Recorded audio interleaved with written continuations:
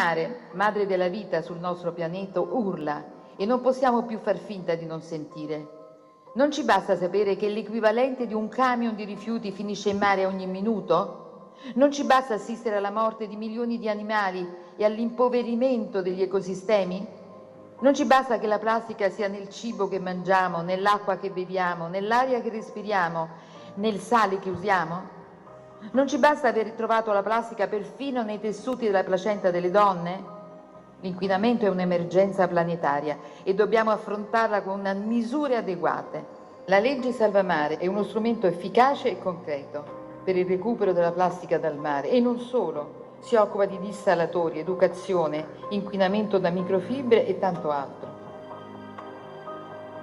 Ma nonostante la sua approvazione all'unanimità l'11 maggio del 2022, ad oggi, passati ben 3 anni, il provvedimento resta in gran parte inattuato. Rendiamo operativa la legge Salvamare.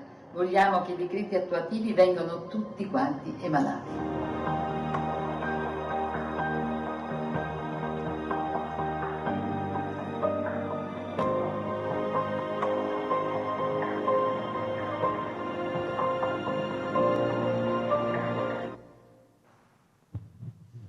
Il messaggio di saluto, grazie.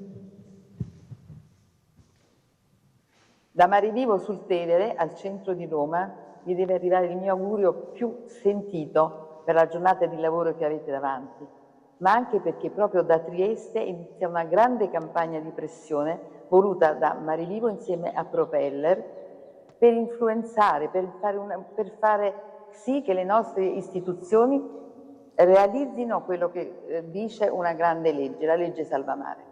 Ci mancano i decreti attuativi, bisogna che li facciano perché sono importantissimi. Pensate che al primo articolo consentirebbe ai pescatori di riportare a terra la plastica che hanno trovato nelle reti. Attualmente il trasporto illecito dei rifiuti. Capite che noi dobbiamo fare di tutto perché questo finisca e che invece si attui la legge in tutte le sue forme.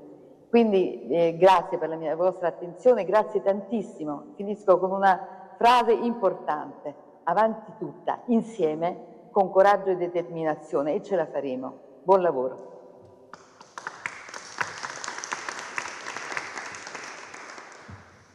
Dopo questi importanti messaggi diamo inizio alla nostra conferenza. La terra non l'abbiamo ereditata dai nostri padri, ma l'abbiamo presa in prestito dai nostri figli. Questa è una citazione che viene spesso usata in ambito ambientalista e non è di origine certa. Da questo spicca chiaramente la nostra mission a tutela dell'ambiente. La plastica è diventata la materia simbolo della modernità, leggera, versatile, onnipresente, ma quello che per decenni è stato considerato un progresso oggi rivela il suo lato oscuro. I numeri e le evidenze scientifiche sono sotto gli occhi di tutti. Ogni anno milioni di tonnellate di plastica finiscono nei mari e negli oceani, frammentandosi in micro e nanoplastiche che non si fermano più davanti a nessuna barriera. Le ritroviamo nel sangue umano, nel cervello, nella placenta, nel latte materno, nelle arterie. È un segnale drammatico. La plastica non è più soltanto un rifiuto che inquina l'ambiente, ma una sostanza che si insinua nei nostri corpi, con conseguenze che la scienza sta appena iniziando a misurare.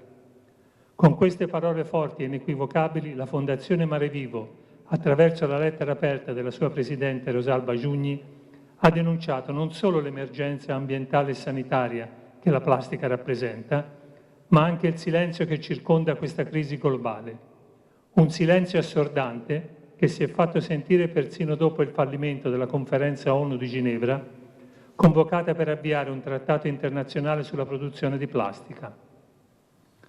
184 nazioni sedute allo stesso tavolo, eppure è bastata la contrarietà di una decina di esse, con forti interessi nella filiera petrolchimica, per fare naufragare un accordo che avrebbe potuto segnare una svolta storica. Una mancata intesa che ha lasciato dietro di sé solo disillusione e indifferenza. Come ricordava Antonio Guterres, segretario generale delle Nazioni Unite, se non cambiamo rotta rischiamo un suicidio collettivo. Eppure di fronte a un'emergenza planetaria i media, la politica e spesso la società civile restano distratti. Perché? Chi trae vantaggio dal silenzio e chi invece si assume la responsabilità di difendere la salute pubblica e le generazioni future? È da queste domande che nasce l'incontro conviviale organizzato dal nostro Propeller Club di Trieste, un momento di riflessione e confronto che vuole unire rigore scientifico e spirito comunitario, approfondimento e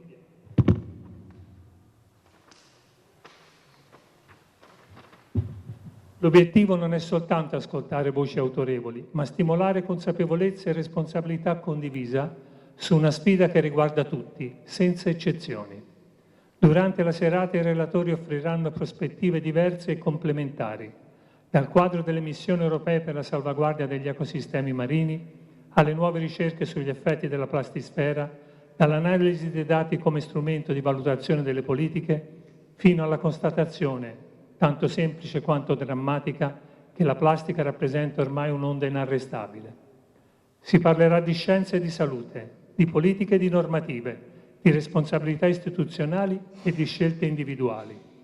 Perché se è vero che le lobby legate alla plastica sono tra le più potenti al mondo, è altrettanto vero che esiste una rete crescente di associazioni, ricercatori, imprese e cittadini impegnati a invertire la rotta. È una battaglia difficile, ma non impossibile. Di tutto quanto precede si parlerà durante questo incontro dal titolo Un mare di plastica, responsabilità, prospettive e azioni necessarie per un futuro sostenibile.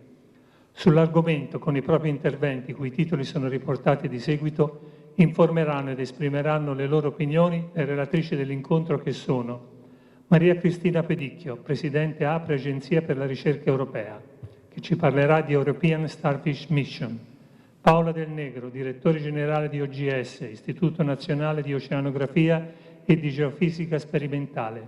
Plastica, un'onda inarrestabile? Questo è il suo argomento. Elisa Banchi, primo ricercatore OGS. La plastisfera marina, quali implicazioni per l'ambiente? Alessandra Giorgetti, dirigente e tecnologo OGS, coordinatore Natural Oceanic Data Center, la raccolta e l'analisi dei dati come strumento per valutare l'efficacia delle misure vigenti, l'esempio della strategia marina.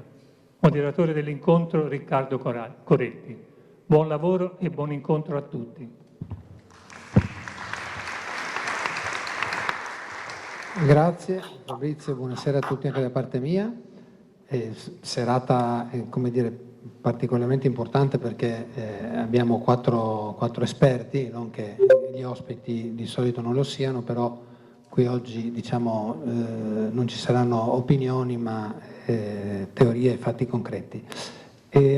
Io partirei, visto anche come dire, l'interesse per tutte le sfaccettature dell'argomento che ha appena illustrato Fabrizio, partirei subito con la professoressa Pedicchio, che è anche Presidente dell'Agenzia per la Ricerca Europea. La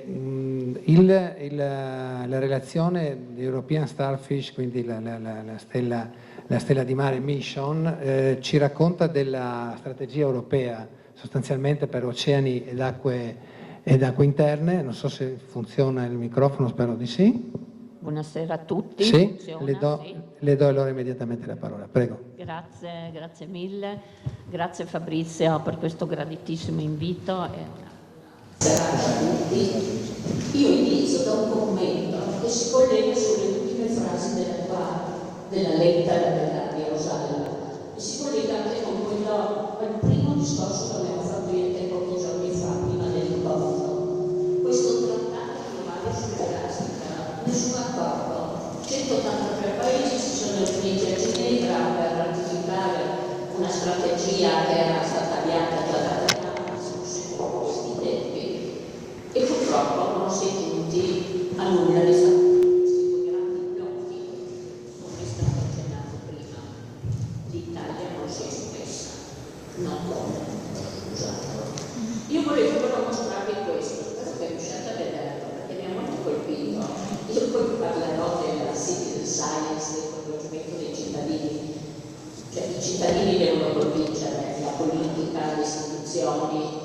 Davanti al Palazzo delle Nazioni Unite a Ginevra, un artista canadese di origine coreana ha creato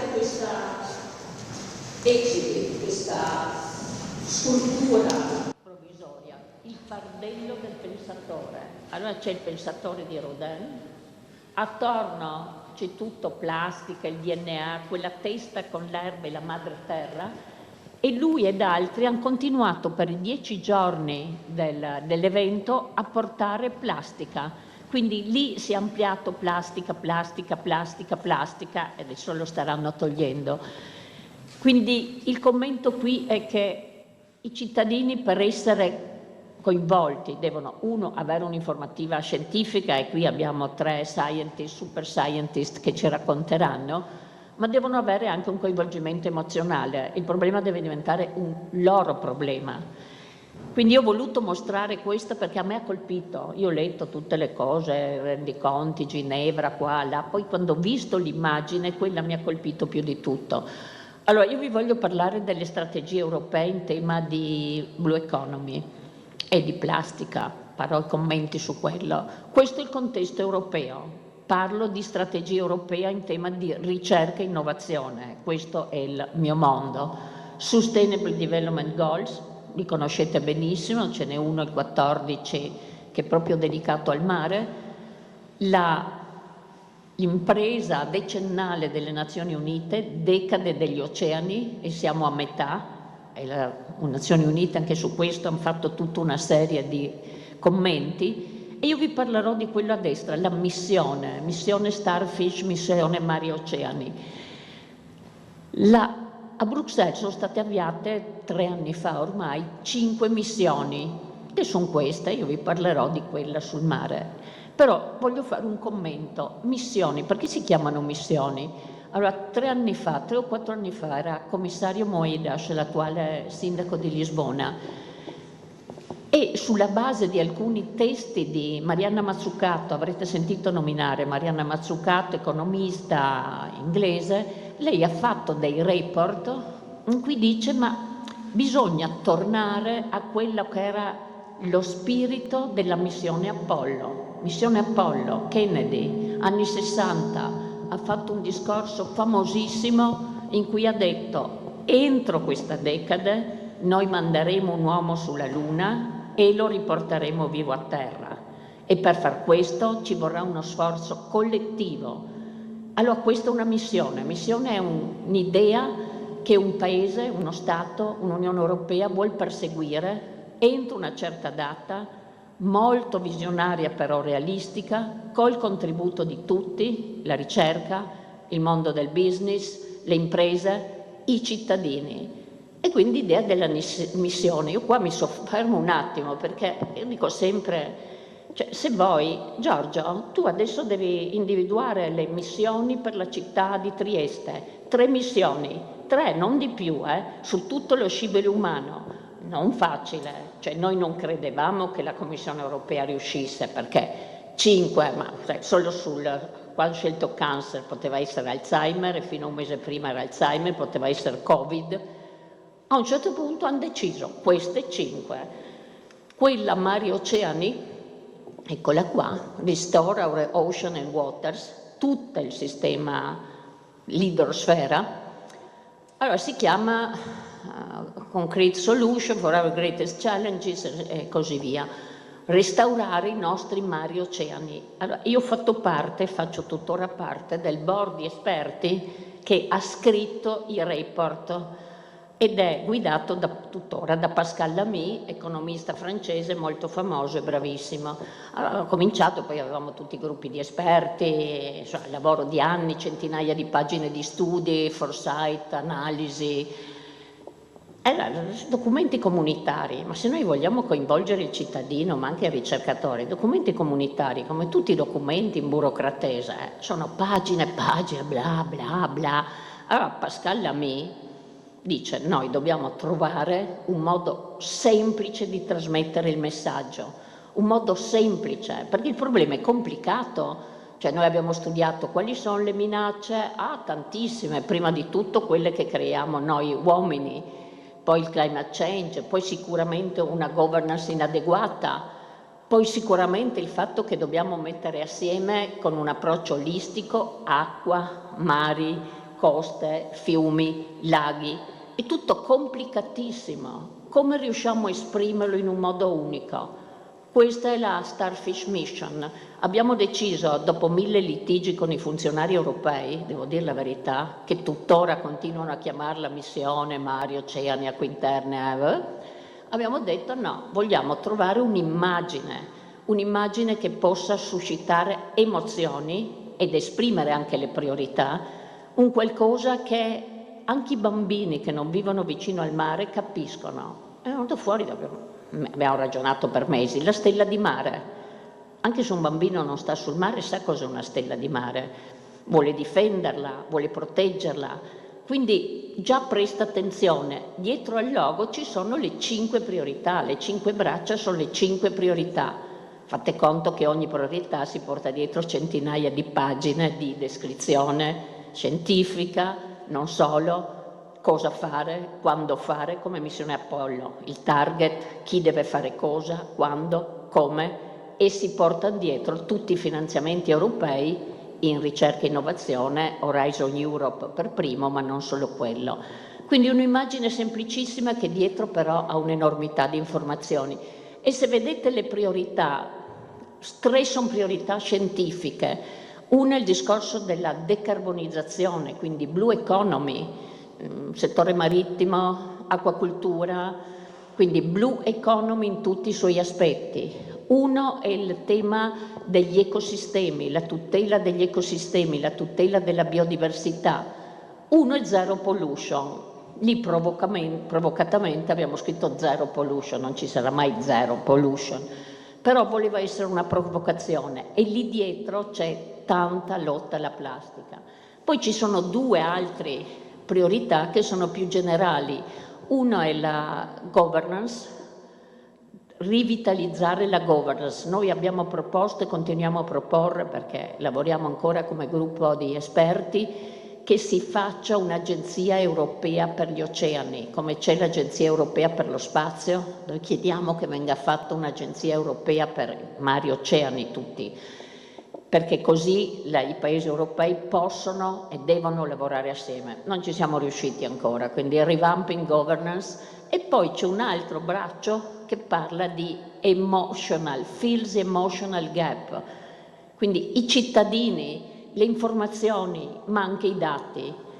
Il tutto su questo azzurro, questa circonferenza azzurra, le freccette, ci sono 2 freccette, quelle rappresentano l'economia circolare. Il tutto deve essere fatto in una logica di economia circolare, di recupero dei rifiuti. Quindi un'immagine semplice, e questa è la sintesi, che è facile da capire, perché se io mostro solo questa immagine, uno capisce di cosa si parla, al di là di guardare. Eccoli qua i documenti, abbiamo iniziato nel 2020, il primo report, quello sopra, poi i piani della Commissione europea, le comunicazioni, poi i piani di implementazione, eccetera, eccetera, eccetera. Arriviamo 2022-2024, la missione è pienamente operativa, tantissimi bandi, viene deciso di operare per bacini, cioè per zone geografiche, e di dare in questo periodo una priorità per ogni bacino. Periodo successivo, siamo noi adesso, 25 fino al 30, la implementazione di quello che è stato fatto fino ad oggi. Zero pollution, si portava dietro già dal primo report queste informazioni, quindi vedete obiettivo 2030, priorità plastic, zero plastic litter generation, il primo. Però poi ci sono anche tutti gli altri temi, il tema legato a troppi nutrienti, il tema dell'inquinamento acustico, che oggi sta diventando una priorità a livello europeo, inquinamento acustico del mare. E vi ho detto che è stato scelto di lavorare per bacini. Eccoli qua, i 4 bacini, il nord, il Mediterraneo, il fiume, il Danubio, Atlantico e Artico. Ogni bacino ha avuto le sue priorità. Per il Mediterraneo è stato deciso a livello europeo che la priorità era inquinamento da plastica. Quindi questo è stato un messaggio molto forte, se volete, politico. Cosa bisogna fare? Ridurre almeno del 50% le plastiche a mare, ridurre almeno del 30% le microplastiche, Paolo come si fa? Miracoloso, ridurre la perdita di nutrienti, ridurre le sostanze chimiche dannose. Questo è un obiettivo. Tempo, chi deve fare cosa e soldi, cioè tutti i programmi europei di ricerca e innovazione su questo tema. Se voi guardate sul sito della Commissione, cercate Starfish Mission, trovate tra le varie cose c'è anche la Mission Charter. Questa è una carta dove chiunque, pubblico, privato, ente grande, ente piccolo, Giorgio, scusate, tiro in ballo oggi, può scrivere: io ho fatto questo progetto, io farò questo progetto.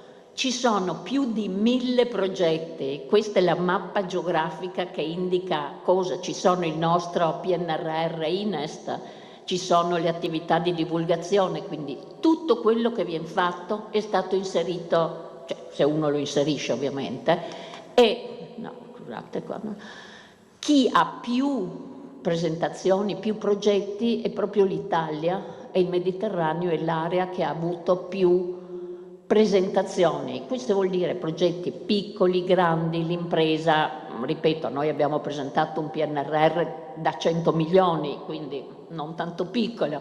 La divulgazione alle scuole, prima il collega mi parlava delle scuole, quello che si vuol fare per le scuole è un progetto, le Blue Schools, l'ho fatto in Friuli Venezia Giulia, tac, lì, e se uno clicca trova tutte queste iniziative. Quindi la missione ha avviato tutto questo percorso molto complesso, con poi piani di valutazione, report, e ha portato a qualcosa per fortuna di positivo. Arriviamo a giugno di quest'anno, quindi vi ho fatto il percorso, giugno di quest'anno, conferenza delle Nazioni Unite a Nizza.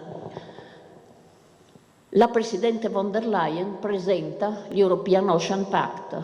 Questo è un piano, un patto per l'Europa che è stato costruito tutto sulla base della missione. Come missione avevamo fatto un manifesto, il manifesto ha circolato in tutta Europa, la von der Leyen lo ha recepito e l'European Ocean Pact è una delle principali esiti di questa grande conferenza, 15.000 persone, 60 capi di Stato e governi, e quindi un risultato estremamente importante. Siamo a un patto, il patto perché, non so se ho ancora una slide, no, un patto perché l'Unione Europea diventi un'unione degli oceani. Gli oceani e i mari sono una caratteristica che unisce tutti i paesi europei, perché abbiamo fiumi, laghi.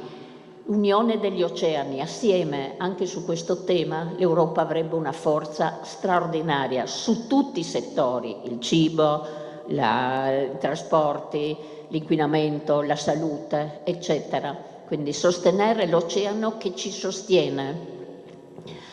Su questo di nuovo, se cercate sul sito trovate un mucchio di informazioni. Io solo ho mostrato questa, perché c'è Starfish Barometer, è stato lanciato sempre in quell'occasione, il 10 giugno, dal gruppo dei francesi di Mercator, ed è proprio un barometro, è partito anno zero a giugno, e fanno la collezione di tutti i dati, tutti i possibili dati che riguardano il mare.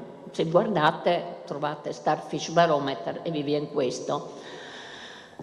Il patto contiene 6 priorità, le riprende dalla nostra stella di mare, però qui quello che voglio sottolineare, la novità è una grande attenzione alle comunità costiere, rapporto terra-mare, tema innalzamento del mare, una percentuale, 40% se non più di popolazione del mondo vive entro 100 km dalle coste, quindi questo è diventato un tema importante. E poi non c'era nella mission il security and defense. Noi in tanti anni non abbiamo mai toccato quell'aspetto che ormai, e capiamo tutti il perché, sta diventando predominante. Security, defense, underwater, e qui andiamo cavi sottomarini, deep sea mining, eccetera.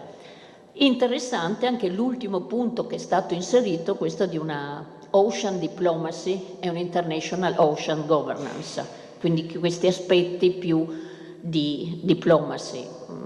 C'è una comunicazione anche qua. Sul tema della plastica è stato ovviamente toccato, nei vari testi si trovano, però in particolare ho voluto riportare questa notizia uscita sulla stampa perché 40 ministri si sono incontrati il 12 giugno proprio per parlare della plastic strategy. Qui la speranza era, siamo a giugno, ad agosto, quando dal 5 al 10 c'è il grande evento, ce l'abbiamo fatta, passerà la strategia sulla plastica. Infatti qui le dichiarazioni sono tutte molto ottimistiche, invece poi non è passato. Ho tempo? Fabrizio, tu mi fermi? Sì.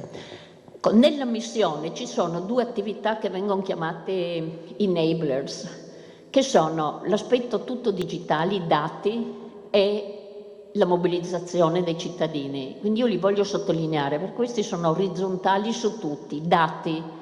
E Alessandra ci parlerà, Emodnet, eccolo lassù. Io ho menzionato Copernicus, Mercator. Tutto il mondo dei dati è una priorità assoluta. OGS ha un'eccellenza di infrastrutture, di raccolte dati, che sia con le BOE, che sia con la Laura Bassi, che sia con tutti i sistemi che Alessandra ci presenterà. Lei coordina un bellissimo progetto.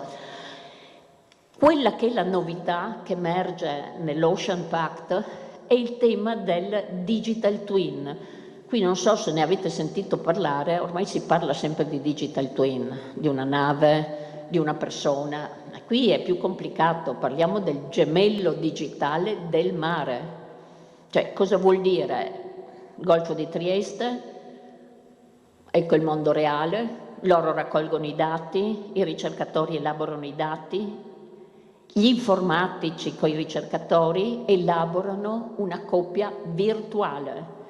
La coppia virtuale può essere elaborata, da quella coppia si possono costruire modelli e soprattutto si possono costruire scenari. La von der Leyen dice sempre: il digital twin deve rispondere alla domanda what if? Cosa succede se si innalza il mare in Piazza Unità?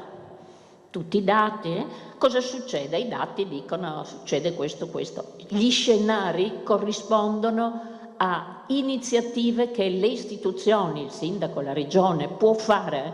Allora uno può dire io reagisco, faccio un muro, io reagisco, sposto la popolazione, io reagisco. Ecco, what if?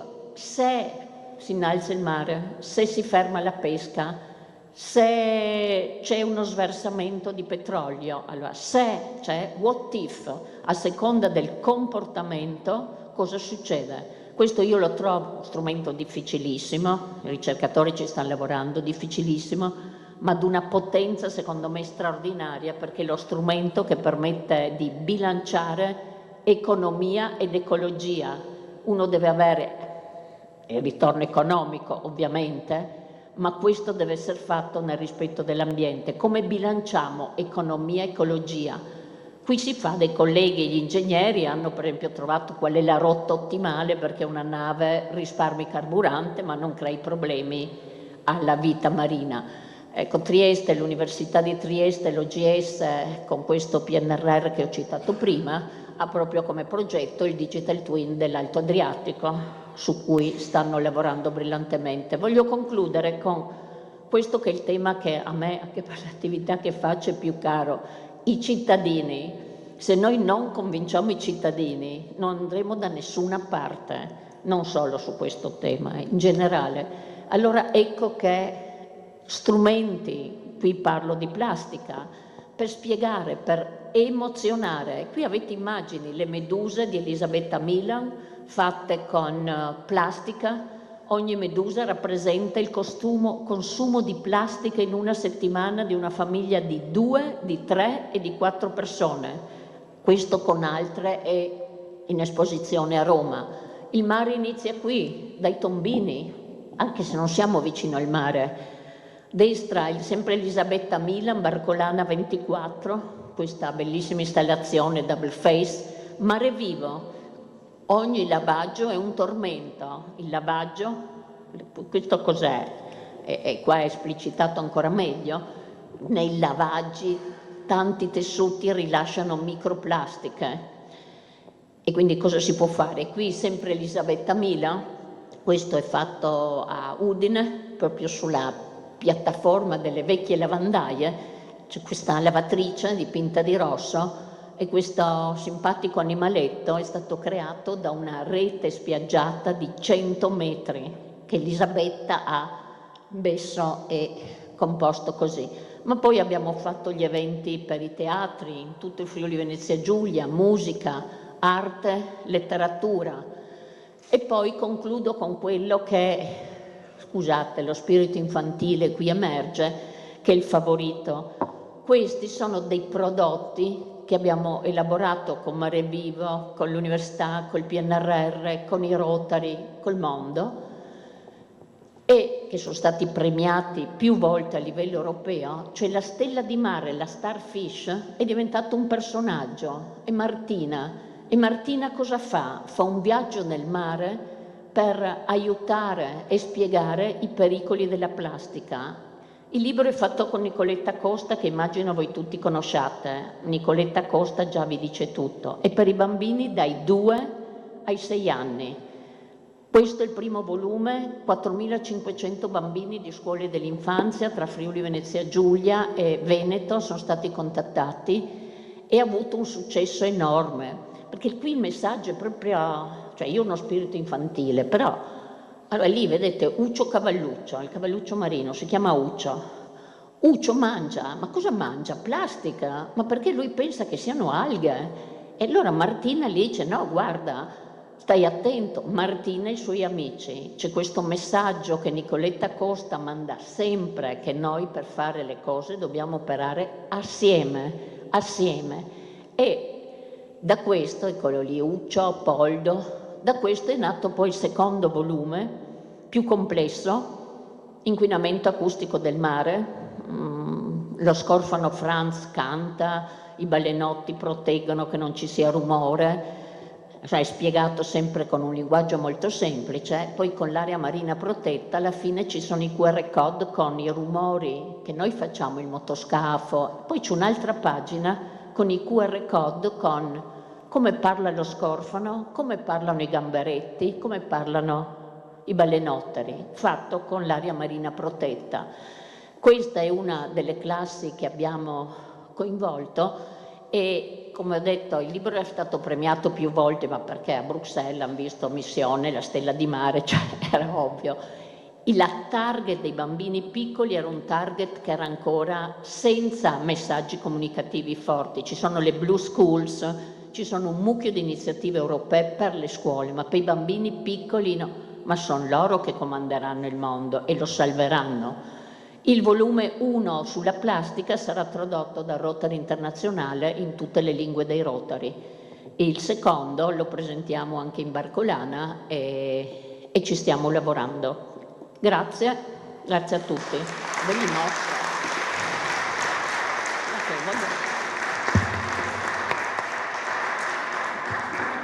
Grazie, grazie professoressa.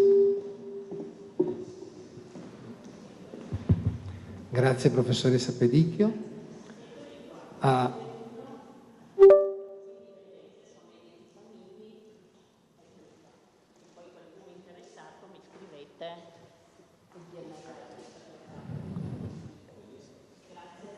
Grazie a lei professoressa. Allora, il prossimo relatore è la dottoressa Paola Del Negro, direttore del nostro, OGS. Il titolo della relazione è abbastanza inquietante per il punto interrogativo alla fine, quindi plastica, un'onda inarrestabile, e ci aiuta un po' a centrare il problema, ma anche a capire che cosa possiamo fare. Prego. Grazie. Sì, io sono un pochino pessimista, vi dico la verità, perché potremmo fare tanto, però, come dire, non certo tutto. E quindi volevo cominciare questa presentazione con un'immagine che a me piace moltissimo. Scusate, vediamo se riesco. Ecco, con questa grande onda che rappresenta, io me la sono fatta anche mettere in un ciondolo, perché secondo me rappresenta proprio l'idea della forza del mare e dell'oceano, ma anche e soprattutto di quanto sia potente, e lo sappiamo benissimo. La professoressa Pedicchio prima diceva mari e oceani. Facciamo attenzione che il mare e l'oceano sono esattamente la stessa cosa. Noi li chiamiamo mari e oceani soltanto per differenziarli, per praticità, per nostra convenzione, però il mare e l'oceano è uno, non ci sono confini, non ci sono limiti, non ci sono barriere. Mare e oceano è un unico grande ambiente.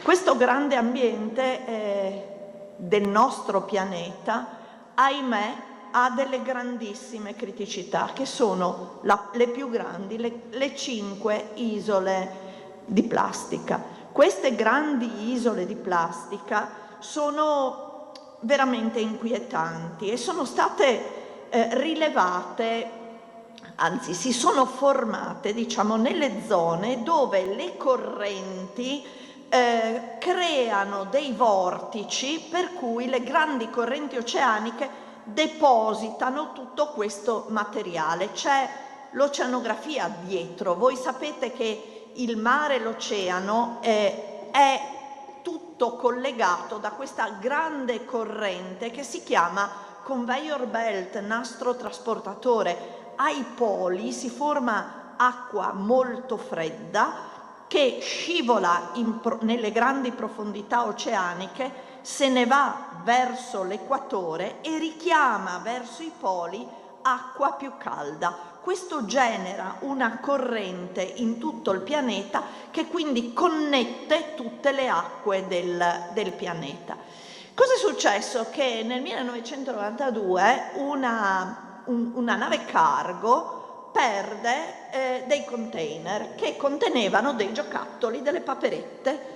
Queste paperette si muovono lungo queste correnti, perché la corrente, e con l'idea di seguirle sono state messe in evidenza queste grandi isole, perché molte di queste paperette finivano nelle grandi isole di plastica, che non erano state identificate perché al di fuori delle grandi rotte, soprattutto degli aerei, per cui non le vedevano, e sono state identificate grazie a questo sversamento. Quindi non c'è mai un male che ci sia un bene, no? Questa perdita di questi container da parte di questa nave cargo, e sono state identificate queste isole. Questa è la più grande. Uno dice vabbè, ma quanto è grande?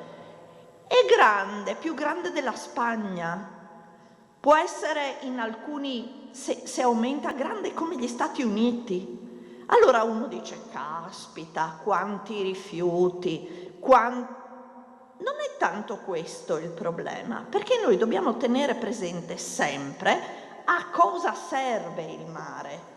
Il mare ci serve per le comunicazioni, ci serve per le imbarcazioni, ma prima di tutto ci serve perché ci dà l'ossigeno che respiriamo.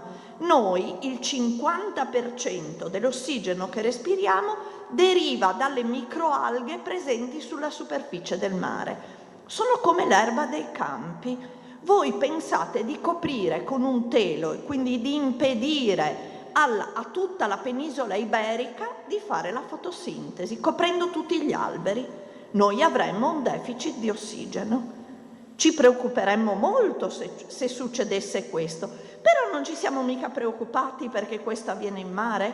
Bene, ci sono 5 isole così, dove il mare non fa quello che deve fare. Io devo dire che vado un po' controcorrente rispetto a molte idee ambientaliste e penso che noi non dobbiamo salvare il pianeta, perché il pianeta si salverà da solo. Noi dobbiamo salvare la possibilità che l'uomo viva sul pianeta. Noi dobbiamo salvare.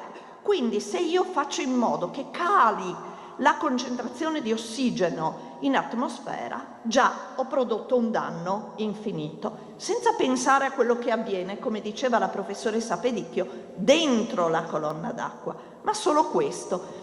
Il mare produce ossigeno attraverso la fotosintesi, ma per farlo sottrae anidride carbonica all'atmosfera. Pensate che se non ci fossero gli oceani, noi saremmo già in una concentrazione di anidride carbonica in atmosfera, già non ci permetterebbe la vita. Noi riusciamo a vivere nonostante l'incremento perché il mare sottrae anidride carbonica. Se noi poi copriamo il mare con dei teli e con delle plastiche, il mare non fa quello che deve fare e quindi c'è un problema pazzesco. Questo solo a livello generale, oltre alla vita, all'inquinamento, ma noi ce ne accorgiamo adesso perché abbiamo capito che tutto questo inquinamento arriva anche su di noi, ma non per l'aria che respiriamo, perché stiamo diventando plasticofagi, cioè mangiamo, come diceva prima il Presidente, mangiamo plastica.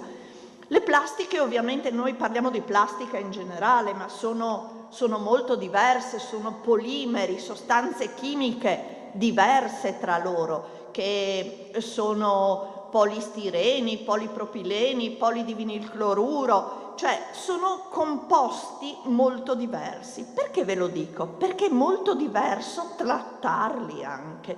Quindi uno dice, ma perché non pensiamo delle grandi imbarcazioni che vadano, raccolgono la plastica? E poi che cosa se ne fanno? Uno, la plastica è rimasta in mare, quindi è stata alterata dai raggi solari, dall'azione degli organismi, dal sale. Quindi, e poi sono plastiche completamente diverse, quindi dovrei raccoglierla e ognuna trattarla in modi diversi. Quindi il problema è grossissimo. Ma su questo, secondo me, prima o poi ci si arriverà a portare via la macroplastica, questa grande plastica. Vedete, ad esempio abbiamo i contenitori per le uova che sono una plastica molto diversa dal PET delle bottiglie, dai giochi, cioè sono plastiche tutte completamente diverse. Ma il vero problema, il rischio principale, come l'ha definito l'UNEP nel 2016, una delle 6 minacce ambientali più importanti, rimangono le microplastiche. Ma cosa sono queste microplastiche? Sono pezzi di plastica che si possono formare in 2 modi diversi, o per frammentazione, per rottura delle plastiche più grandi,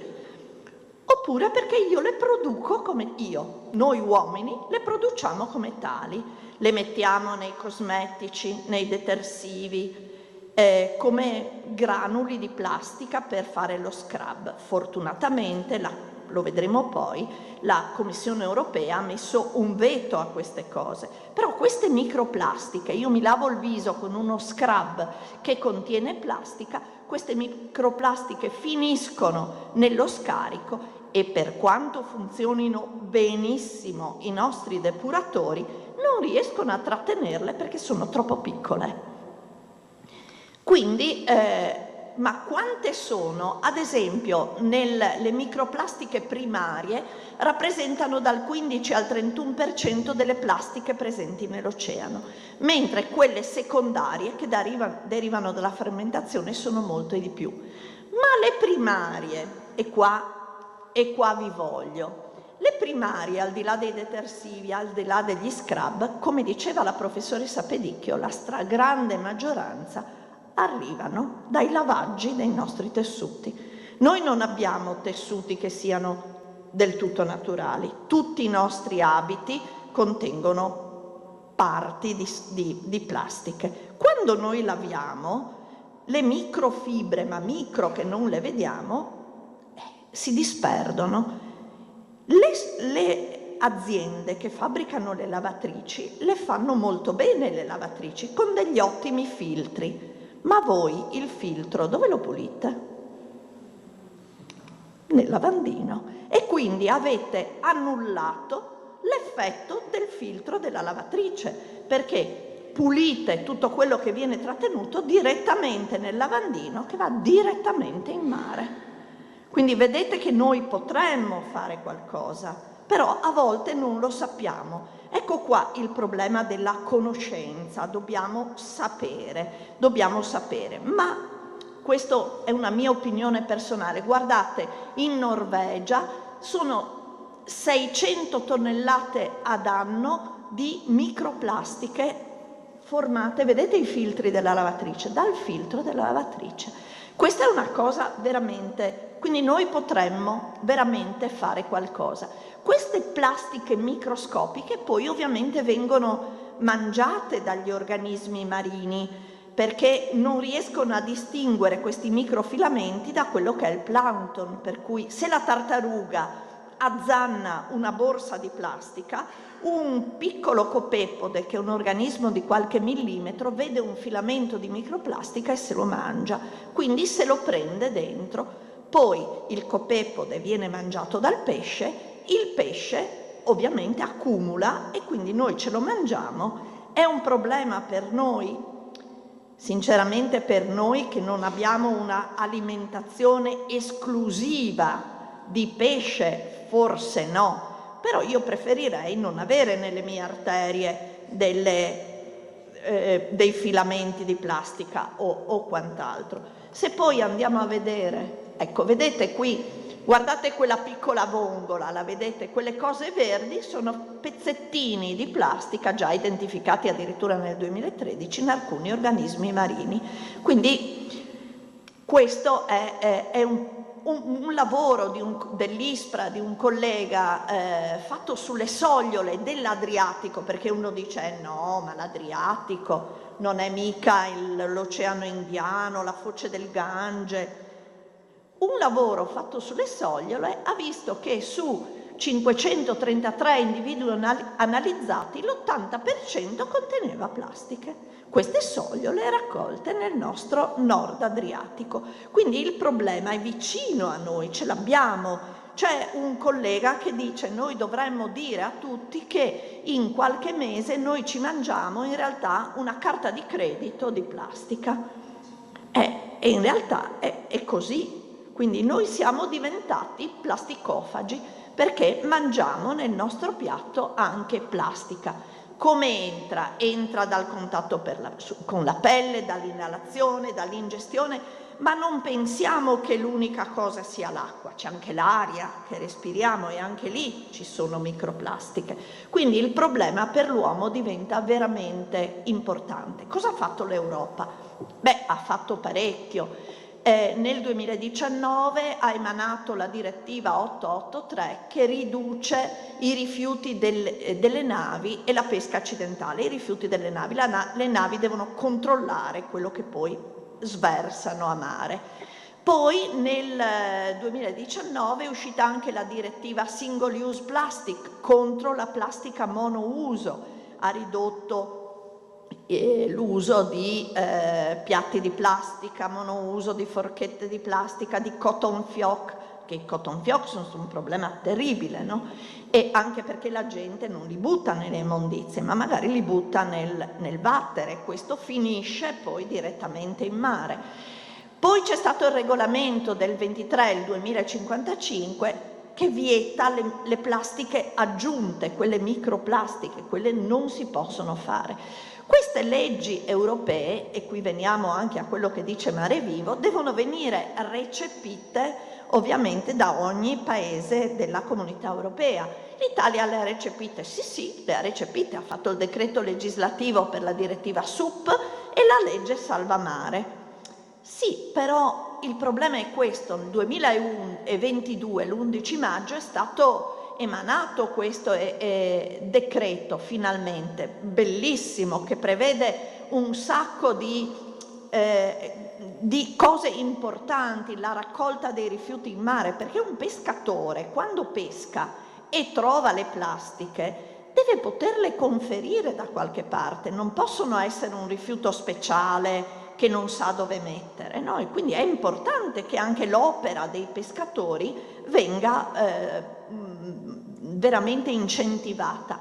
La raccolta dei rifiuti galleggianti nei fiumi, gli impianti di desalinizzazione che devono essere soggetti al VIA, le campagne di pulizia, la sensibilizzazione, l'educazione ambientale e poi la costituzione di un tavolo interministeriale. Quello è stato fatto, mi pare. Però per fare tutto questo bisogna fare i decreti attuativi, cioè come le applichiamo queste norme. Ecco, questo è estremamente importante. Al di là di tutto, io voglio farvi rilevare questa cosa, che noi da gennaio 24 paghiamo nella bolletta della Tari i costi per la gestione dei rifiuti accidentalmente pescati. Peccato che i pescatori non possono conferirli ancora da nessuna parte, quindi oltre al danno anche la beffa, perché noi paghiamo, però non c'è alcun tipo di beneficio per l'ambiente. Quindi grazie per la vostra attenzione e lavoriamo tutti insieme.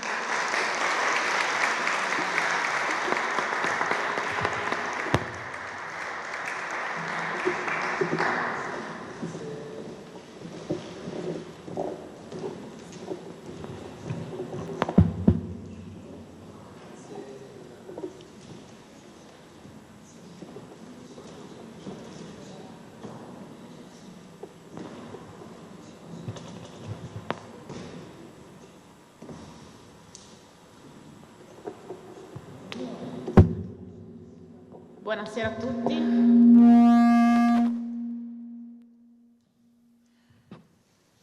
Ci siamo? Sì. Allora, dottoressa Bianchi, primo ricercatore dell'OGS, quindi sfruttiamo ancora il nostro OGS. La plastisfera marina, quali implicazioni per l'ambiente? Anche qui un punto interrogativo. Si tratta in questo caso, se non sbaglio, di un progetto di ricerca dell'OGS. No? Sì. Prego, dottoressa. Buonasera a tutti, io sono Lisa Banchi, appunto ricercatrice in OGS, sono una biologa. Oggi vi parlerò di un progetto di ricerca che stiamo svolgendo in OGS in collaborazione con la Stazione Zoologica Anton Dohrn di Napoli.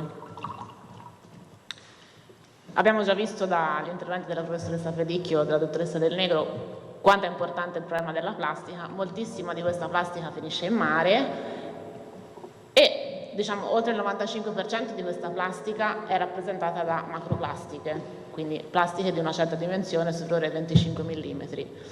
Ma le condizioni atmosferiche, la temperatura, il moto ondoso, eccetera, fa in modo appunto che queste macroplastiche nel tempo si degradino e formino dei frammenti sempre più piccoli. Questi frammenti così piccoli sono frammenti estremamente numerosi. Quindi rappresentano una massa relativamente più piccola, ma danno invece una grandissima superficie per la colonizzazione dei microrganismi. Infatti queste superfici colonizzate da vari tipi di microrganismi rappresentano un vero e proprio nuovo habitat nell'ambiente marino ed è stata chiamata appunto plastisfera. Queste biofilm di microrganismi, che sono estremamente varie, comprendono batteri, alghe, funghi, sono molto studiate sia nella loro composizione sia nella loro successione ecologica, perché dal momento della colonizzazione, cioè quando i primi organismi si attaccano alle superfici, fino a poi col passare del tempo, queste comunità possono cambiare. La maggior parte degli studi riguardo la plastisfera ha come obiettivo lo studio dei batteri. Ma perché i batteri sono così importanti nel mare? Uno dei motivi principali, tra le tante funzioni che svolgono, è quella di avere un ruolo chiave all'interno del ciclo del carbonio e anche nel ciclo e nel movimento di materia organica e di energia all'interno dell'ecosistema marino. Tornando all'esempio che faceva la dottoressa Del Negro prima, se noi facciamo un parallelismo con quello che succede in ambiente terrestre con cui magari abbiamo più familiarità, abbiamo al posto delle foreste e delle piante il fitoplancton che si occupa di fare fotosintesi, quindi utilizza la luce solare, l'acqua e la CO2 per produrre energia e materia organica. Questa poi viene utilizzata dai consumatori primari, quindi lo zooplancton, che a sua volta viene consumato da consumatori secondari, consumatori terziari e eventualmente, in caso che uno mangi il pesce, anche dall'uomo. Questa è una semplice catena trofica, la più semplice che possiamo trovare. Il fitoplancton, come dicevamo prima, rappresenta il 50% dell'ossigeno che viene prodotto sulla Terra, quindi c'è sempre una citazione poetica che mi piace fare, cioè un respiro su 2 lo dobbiamo al mare, per questo è così importante studiarlo anche. A differenza di quello che succede sulla Terra, però, nel mare è stato visto che circa il 50%, cioè circa la metà della materia organica, del carbonio organico prodotto dal fitoplancton, non viene ingerito dallo zooplancton, ma viene rilasciato nell'ambiente sotto forma di carbonio organico disciolto, cioè un carbonio organico estremamente fine, che non può essere consumato direttamente dallo zooplancton, ma viene invece consumato dai batteri. Quindi ecco arrivare ai nostri batteri. I batteri sono moltissimi nel mare, in ogni litro d'acqua c'è almeno 1 miliardo di batteri.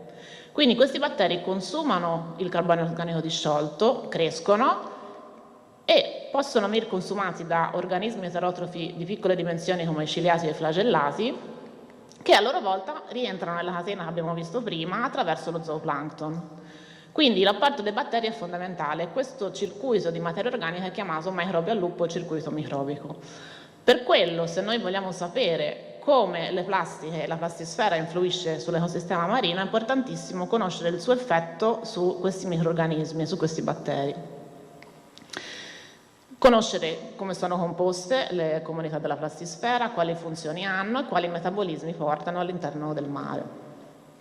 Da qui nasce questo progetto di ricerca, che è un progetto di rilevanza nazionale, dove OGS è il responsabile è il dottor Mauro Celussi e per la stazione zoologica Anton di Napoli la dottoressa Raffaella Casotti, ha come obiettivo quello di studiare il potenziale metabolico della plastisfera microbica in 2 aree costiere, quindi Napoli e Trieste, Golfo di Napoli e Golfo di Trieste, in termini di composizione della comunità, diversità funzionale, differenze stagionali e differenti tipi di plastiche. Le plastiche che sono state studiate sono quelle che dicevamo anche prima nell'intervento della dottoressa Del Negro, quelle più comuni, dal polietilene al polipropilene. Se voi ci sono sotto degli esempi, sono materiali, oggetti con cui veniamo a contatto praticamente ogni giorno. Molti di questi oggetti in plastica sono oggetti monouso o comunque usa e getta e quindi molto facilmente diventano rifiuti, molto facilmente finiscono poi in mare, come vedremo anche dopo con la dottoressa Giorgetti. Il progetto è un progetto sperimentale, quindi che cosa è stato fatto? Sono state tagliate per ognuno di questi tipi di plastica dei pezzetti di 0,5 per 1 centimetro, che è da letteratura scientifica la dimensione ideale per studiare il biofilm. E oltre alle plastiche è stato utilizzato anche il vetro come controllo di un substrato in cui i microrganismi possono attaccarsi e vivere, ma che non sia di origine plastica. Questi pezzetti poi sono stati inseriti in dei barattoli perforati che permettevano il flusso di aria, quindi non impedivano il ristagno, messi poi in una gabbia che è stata posizionata a mare nella zona della Sacchetta, qui in Golfo di Trieste. Ha dei tempi sperimentali che erano stati prestabiliti, quindi da 1 settimana fino a 2 mesi, i barattoli sono stati portati in laboratorio e lì abbiamo fatto diverse analisi. Sia all'inizio dell'esperimento che a ogni tempo sperimentale abbiamo campionato anche l'acqua di mare, quindi l'ambiente circostante in cui queste comunità vivevano, per avere poi un confronto. Principalmente ci siamo occupati di osservare lo sviluppo del biofilm e la sua attività metabolica, e questo è stato fatto tramite microscopia. Abbiamo misurato i tassi di degradazione della materia organica attraverso la stima dell'attività di enzimi extracellulari e poi tramite analisi genetiche, in particolare del DNA, abbiamo visto come queste comunità sono composte e qual era la loro dinamica. Tutti i risultati di queste analisi sono stati poi presi in considerazione tenendo conto dei vari parametri del nostro esperimento, quindi abbiamo la stagione, perché abbiamo fatto l'esperimento sia in inverno che in estate, i tipi di plastica diversi, quindi abbiamo i 5 tipi di plastica più il vetro, e i vari tempi sperimentali, quindi da 1 settimana fino a 2 mesi. Questo è un esempio di un biofilm sviluppato dopo 2 mesi su uno dei tipi di plastiche. Quindi si vedono i vari tipi di biofilm. Qui, non so se si vede abbastanza, comunque qui vedete dei campi microscopici, quindi fotografie fatte al microscopio, sul vetro nei vari tempi sperimentali da 1 settimana a 2 mesi e in una delle plastiche da 2 settimane a 2 mesi. Quelli che si vedono colorati di azzurro e di rosa sono i batteri. Quindi la comunità cambia nel tempo e nel vetro cresce più lentamente, infatti ci sono meno cellule. Dopodiché su questi batteri siamo andati a valutare il metabolismo basale, come la respirazione, e invece un segnale di metabolismo attivo. Quindi adesso vedete questi due campi dove sono evidenziati tutti i batteri, mentre nella slide successiva vedrete sulla sinistra cambiare colore a quelli che stanno respirando e in quella sulla destra cambiare colore a quelli che stanno facendo sintesi proteica. Vedete che sulla sinistra quasi tutti i batteri stanno respirando, mentre una certa percentuale sta facendo anche sintesi proteica. Questi numeri, queste conte microscopiche poi sono state tradotte in percentuali e abbiamo visto che dal primo tempo sperimentale, quindi dalla prima settimana, circa la metà di tutte le cellule erano metabolicamente attive. Quindi anche se il biofilm cresce, la biomassa cresce, comunque c'era un 50% di attività. Mentre nel vetro questa era leggermente più bassa. Questo sia in estate che in inverno. Per quanto riguarda invece la degradazione della materia organica, anche qui tra i vari tipi di plastiche non abbiamo visto grandi differenze, anche se l'HDP e l'LDPE, che sono due polietileni, e il polipropilene sembravano avere tassi di degradazione più rapidi. Infine, per quanto riguarda la diversità, quindi abbiamo studiato una regione del DNA che ci permette di capire quali organismi sono presenti all'interno dei vari campioni. Abbiamo visto intanto che la differenza con l'acqua di mare è netta, quindi le comunità che crescono sulle plastiche sono molto diverse da quelle che troviamo nell'ambiente naturale e che la principale, come si dice, driver, il principale stimolo o fattore ambientale che influenza la diversità era dato dalla stagionalità e anche qui il tipo di plastica sembrava meno importante. Per concludere, quindi questo è uno dei primi studi che si è occupato dei tassi metabolici dei microrganismi che vivono sulla plastisfera. C'è una frazione costante di batteri, indipendentemente dalle condizioni ambientali, quindi in entrambe le stagioni, e anche indipendentemente dal tipo di polimero, che quindi sembra essere meno importante per questi microrganismi. Questo vale anche per le attività esoenzimatiche e anche per la composizione della plastisfera microbica, che cambia nel tempo, quindi dalla prima settimana a fine 2 mesi è molto diversa, quindi cambia, ma sempre dentro i limiti imposti dalle condizioni ambientali. Per tornare quindi alla domanda iniziale, quali sono le conseguenze sull'ambiente della plastisfera, possiamo dire intanto che questi detriti di plastica che arrivano al mare vengono quasi immediatamente colonizzati da microrganismi e rappresentano dei punti caldi, degli hotspot di processamento della materia organica. Il continuo aumento dei rifiuti plastici, che purtroppo continua, non è solo un problema legato all'uso che noi facciamo del mare, quindi vogliamo avere un mare pulito, non vogliamo ingerire la plastica, ma anche un effetto sul funzionamento dell'ecosistema marino.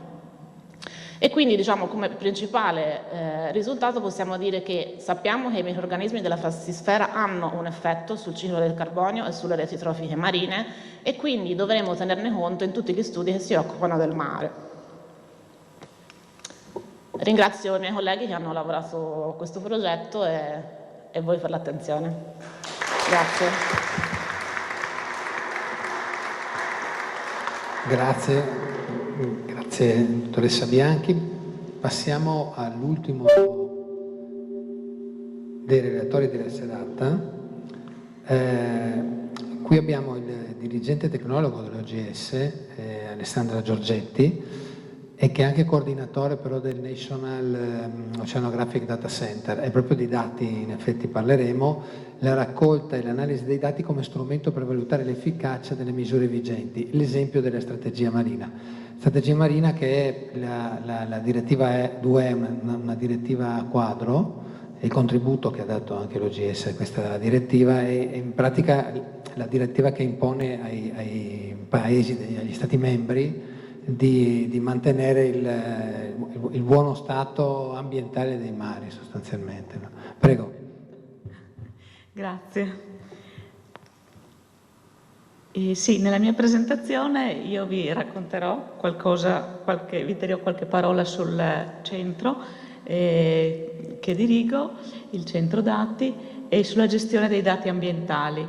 L'attività di cui mi occupo è proprio di gestione dati e di gestione anche di dati sui rifiuti marini, e quindi vi richiamerò alcune direttive ambientali europee e l'attività che stiamo svolgendo nell'ambito di un'iniziativa europea che è la European Marine Observation and Data Network, una rete europea di osservazione di dati che si occupa proprio di raccolta dati e che ha interagito, come vi farò vedere, con dei gruppi tecnici e vi mostrerò che cosa ci hanno detto i dati raccolti. OGS perché National Data Center? Perché OGS è rappresentante italiano nel sistema mondiale di scambio di dati oceanografici, lo IODE dell'UNESCO. L'attività di gestione dati OGS ha una lunga esperienza nella gestione dei dati che appunto risale fino dagli anni 80 e nel 2004 è stato riconosciuto centro nazionale e attualmente gestisce l'archivio dei dati marini più completo in Italia.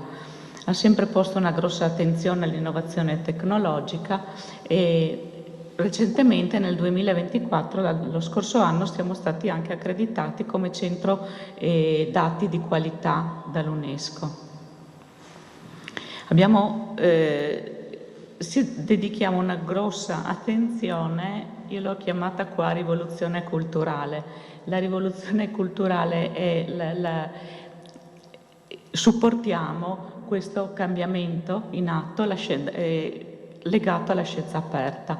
Scienza aperta cosa vuol dire? Rendere il sapere scientifico disponibile in modo aperto, accessibile e riutilizzabile per tutti. L'OGS ha posto e pone una grossa attenzione alla scienza aperta, tanto che ne ha dedicata una delle sue 5 missioni. E scienza aperta vuol dire apertura non solo dei dati, delle informazioni, ma di tutti gli strumenti, le pubblicazioni, i software, le banche dati, le infrastrutture di condivisione dei dati. La Commissione europea sta sviluppando o ha posto finanziamenti per lo sviluppo di un cloud europeo per la scienza aperta, quindi è veramente un movimento che abbraccia e è tutto tondo.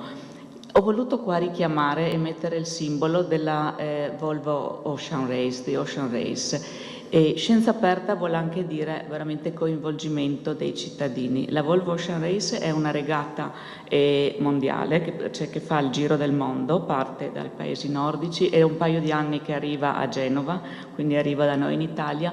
Le imbarcazioni acquisiscono campioni d'acqua che poi, su cui vengono fatti i campioni delle microplastiche, hanno della strumentazione per misurare la temperatura in mare e i dati meteorologici. E queste sono informazioni importantissime perché abbiamo come se avessimo degli strumenti che ci girano attorno al mondo e portati appunto dai cittadini. Tutti questi dati vengono poi, li vedremo come raccolti e sono informazioni preziosissime.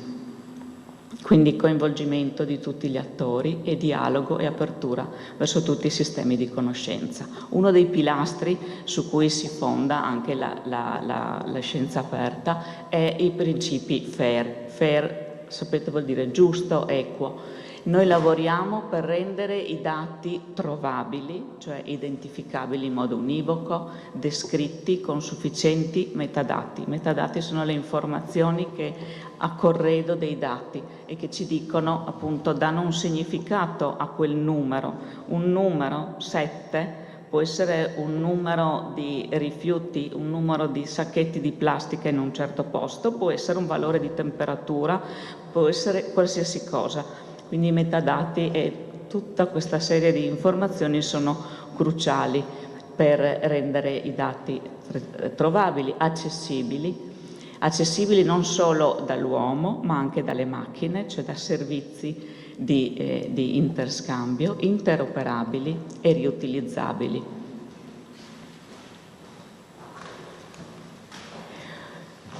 La direttiva principale, già introdotta e istituita nel 2008, è appunto la direttiva quadro sulla strategia per l'ambiente marino, che per proteggere l'ecosistema marino e la biodiversità. Questa direttiva prevede una valutazione iniziale, la definizione del buono stato ambientale sulla base di 11 descrittori qualitativi. Sono qui raffigurati gli 11 descrittori.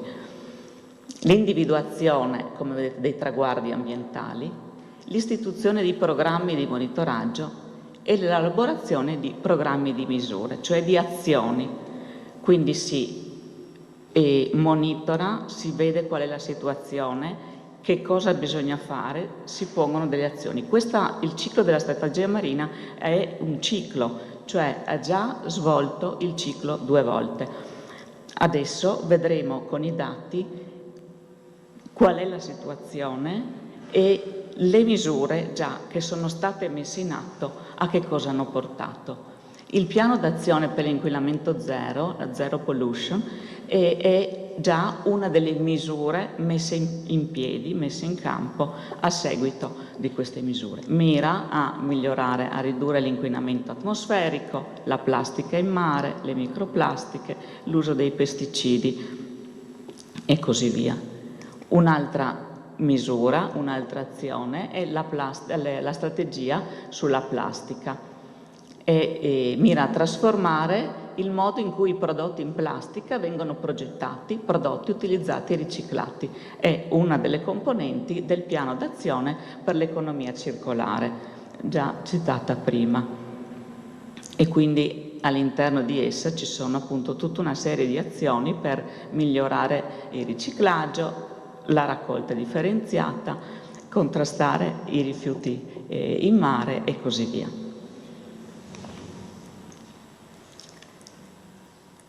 Come possiamo capire quali sono le condizioni in cui ci troviamo e decidere e pianificare le contromisure da adottare e valutare gli effetti?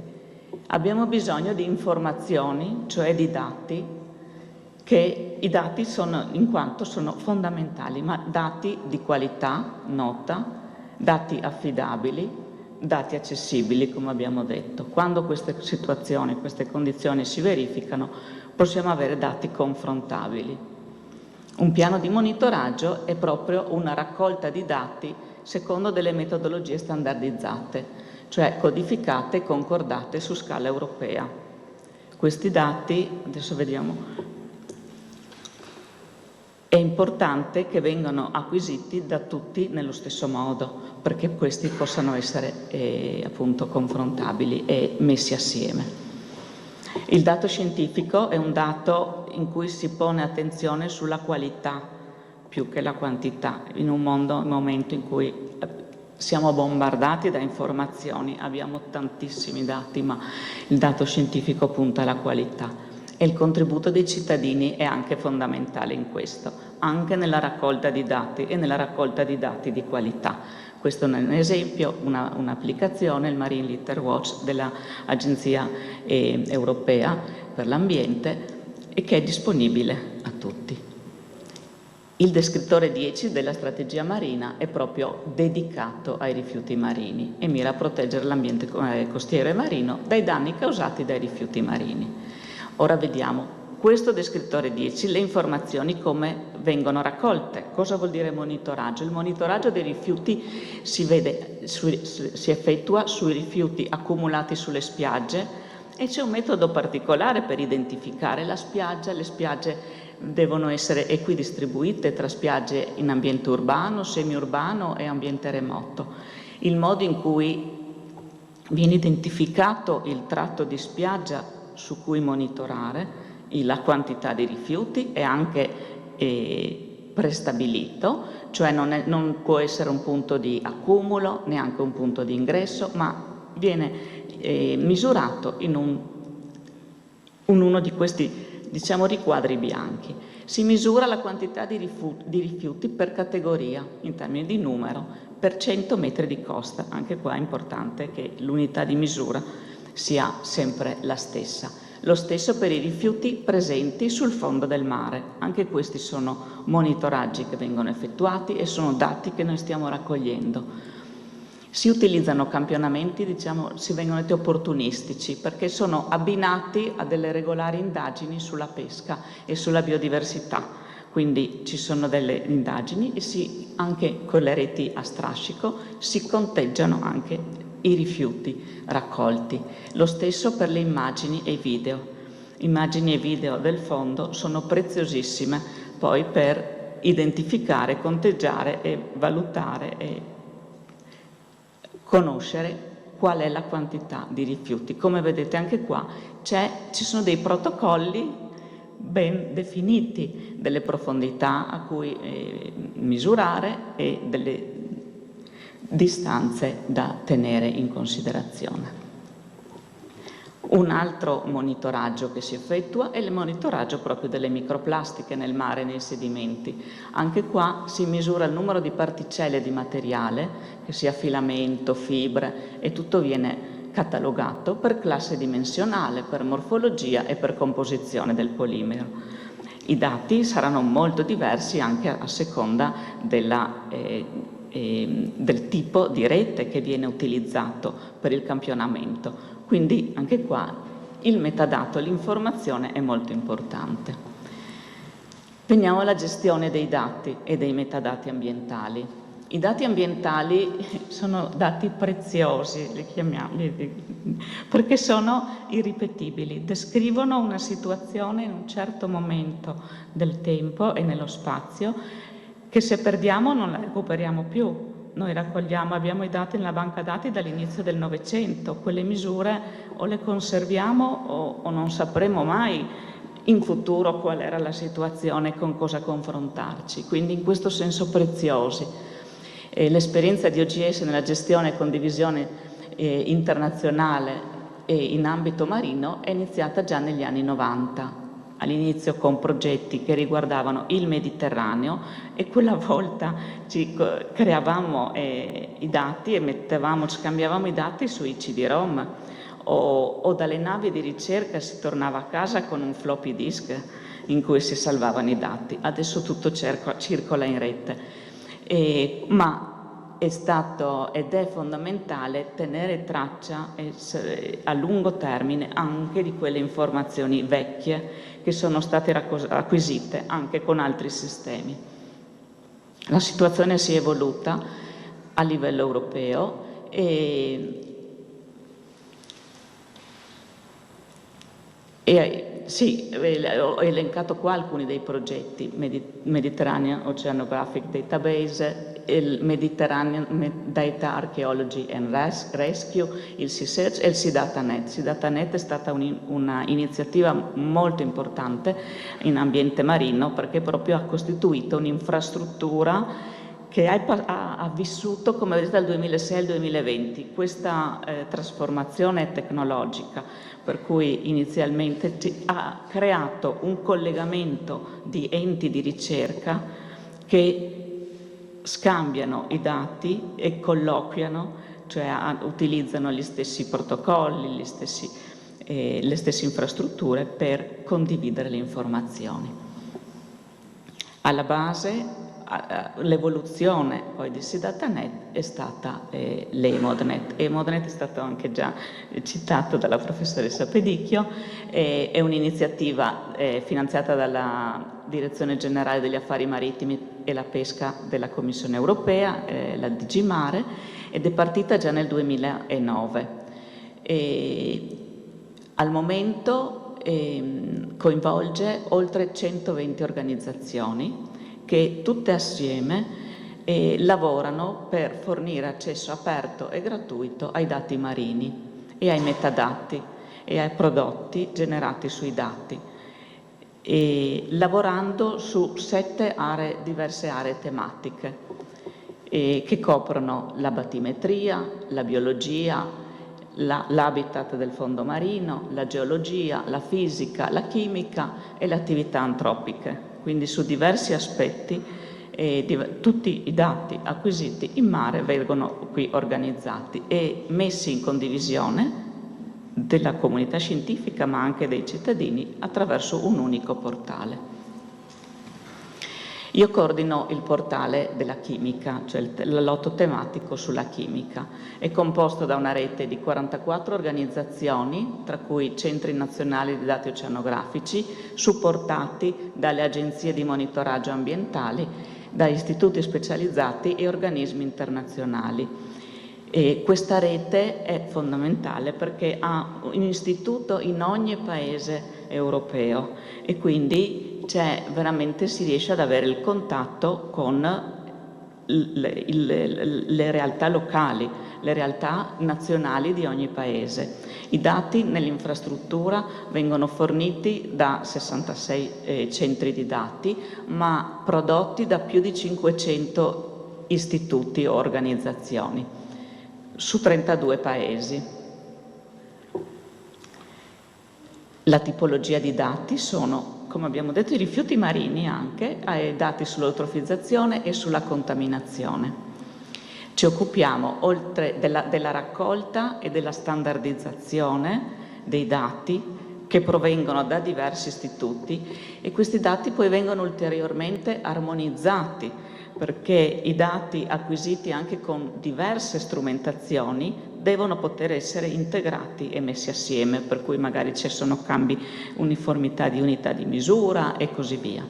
Questa è tutta l'attività che facciamo. Venendo ai rifiuti marini, questa slide è solo per dire che abbiamo messo in piedi 3 flussi di lavoro in corrispondenza della diversa tipologia di informazione. Sui rifiuti raccolti sulle spiagge, per i rifiuti raccolti sul fondo del mare e per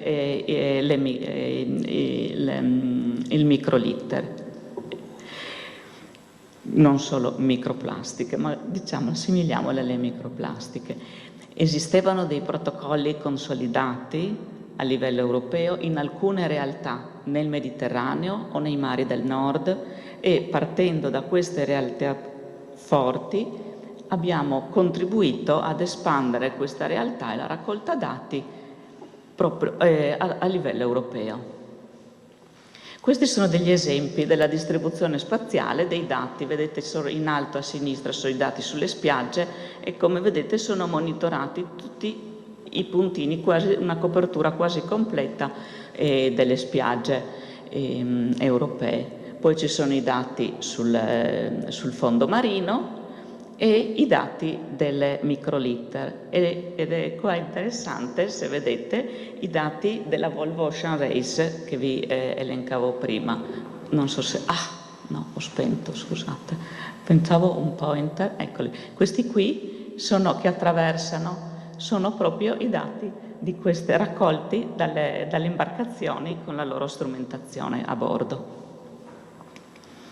Queste invece sono le spiagge, torniamo alla nostra realtà. Queste sono le spiagge monitorate nella nostra regione, dal Friuli Venezia Giulia, dall'ARPA Friuli Venezia Giulia.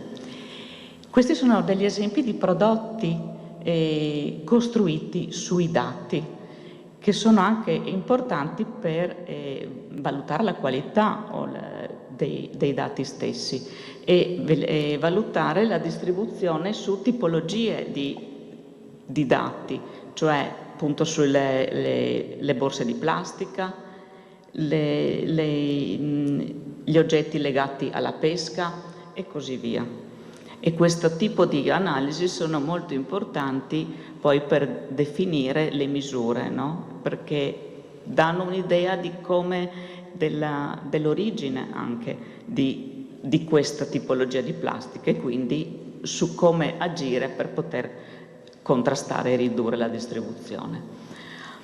Questa è appunto l'attività che abbiamo fatto in comune.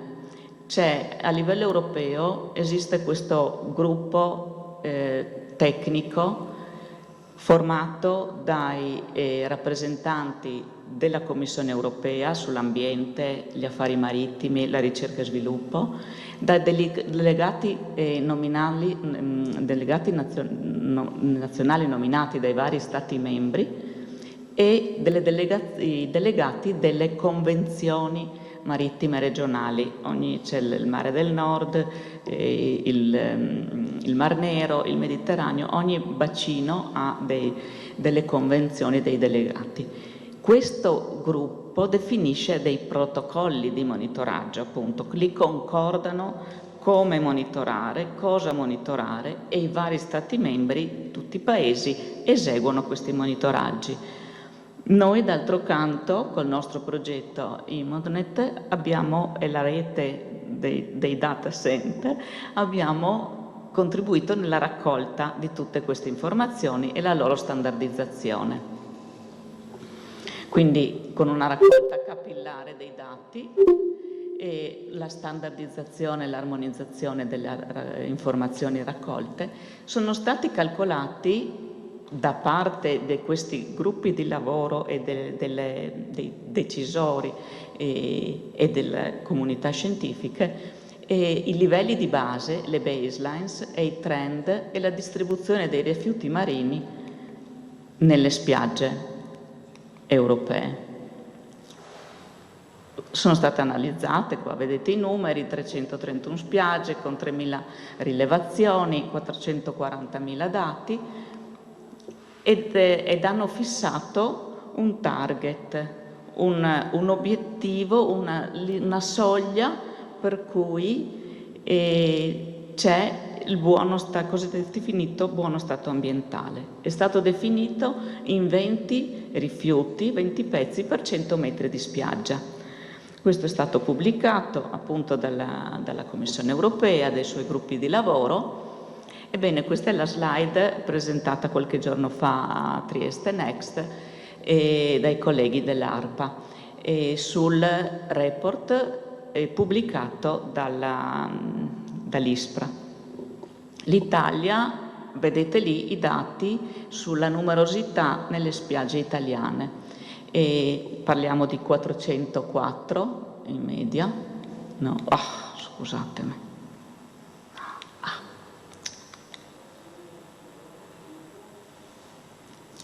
404 in media, 500, questi sono i valori medi nelle spiagge, per cui di fatto quasi il 100% delle spiagge monitorate in Italia sono in uno stato ambientale bad, solo una nello stato moderate.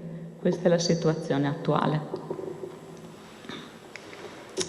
Questo è poi il lavoro successivo che è stato fatto. Quello era un lavoro del 2020 con la definizione delle baselines, del target nel 2020.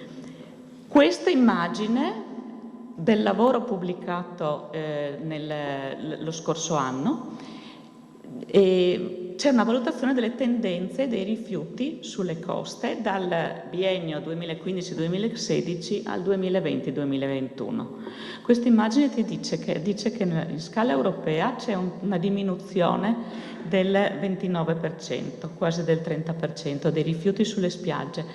E i numeri rossi dicono anche che tutte le spiagge sono in uno stato bad, non è una... No. C'è solo la spiaggia, solo una situazione nel Baltico, nel Mar Baltico, che abbiamo dei dati green, dei valori di buono stato. Tutte le spiagge, tutti i bacini europei sono in un cattivo stato, però la situazione, questa immagine ci dice che le misure messe in atto al momento stanno cominciando a dare dei risultati, cioè è essenziale che poi ci sia un recepimento delle direttive o delle leggi definite a livello europeo. Questo report dice anche che la plastica monouso è diminuita del 40% e su quello abbiamo visto che la single use plastic è una direttiva. Gli oggetti legati alla pesca sono diminuiti del 20%, ma lì mi sembra che c'è da fare ancora molto. I sacchetti di plastica si sono ridotti del 20%. Va bene, in questo lavoro sono stati utilizzati dati su 477 spiagge e 6.000 rilevazioni. Bene, a conclusione, le prossime sfide dal nostro lato sono la raccolta dei dati dei rifiuti sul fondo del mare, dove andiamo verso un approccio integrato dei monitoraggi dei rifiuti sul fondo, integrando i dati da reti da strascico e da immagini dal fondo. Abbiamo visto la distribuzione dei punti, i dati attualmente a disposizione non sono stati giudicati sufficienti da questi gruppi di lavoro per poter trarre al momento delle conclusioni, per cui lì stiamo ancora lavorando e stiamo sviluppando in questo momento noi un nuovo database per i dati che provengono dai veicoli sottomarini a comando remoto, dall'aereo V o dai veicoli a comando autonomo, dalle telecamere trainate, dai sub e quant'altro. Inoltre stiamo sviluppando un sistema di gestione dei dati di microliter, dove c'è ancora molta eterogeneità nelle misure e ci sono tanti dati da chiarire sui materiali di riferimento, sulla contaminazione dei campioni, sulla maturità tecnologica e la sostenibilità dei metodi di misura. E un punto anche su cui stiamo lavorando e che è veramente fondamentale, è un messaggio che vorrei anche lasciare qui, è che l'integrazione anche con i dati di citizen science e la valorizzazione dell'attività di volontariato sia nel censimento dei rifiuti presenti, nella pulizia e l'attività anche a supporto e svolta assieme alle NGO, con Mare Vivo in primis, ma tant'altre, perché ci sono in ogni paese, ci sono le varie associazioni che contribuiscono alla raccolta dei dati, alla fornitura dei dati. Tutti possiamo fare dare il nostro contributo nel riciclo, nel riutilizzo, nella riparazione per appunto uscire dalla linearità e entrare in questa area della circolarità. E quindi è importante la presa di coscienza e l'informazione da parte di tutti noi. Con questo chiudo.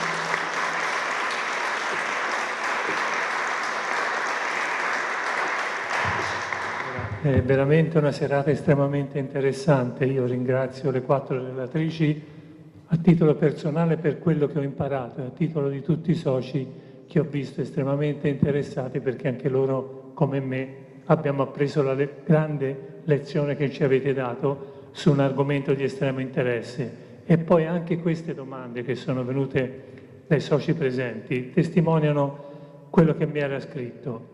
Che cosa penso si possa e si debba fare? Sicuramente puntuale applicazione di leggi e regolamenti specifici e adeguati alla necessità. E poi l'esempio è sorto anche qui, la coscienza individuale che deve diventare generale e totale. Se ognuno di noi contribuisce a migliorare la situazione, quello è il vero passo che serve per migliorare la situazione e provare a risolverla, sempre per finire, così come avevo cominciato con quell'espressione, che non è la mia, ma è di altri, anche seppure non ben identificati.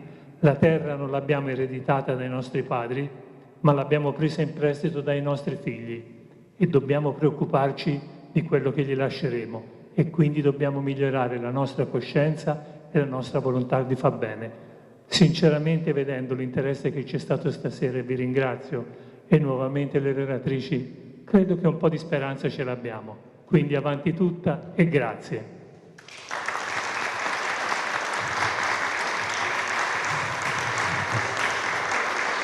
Io approfitto ancora di un minuto del vostro tempo perché ho 2 tipi di informazioni da darvi. Allora, in data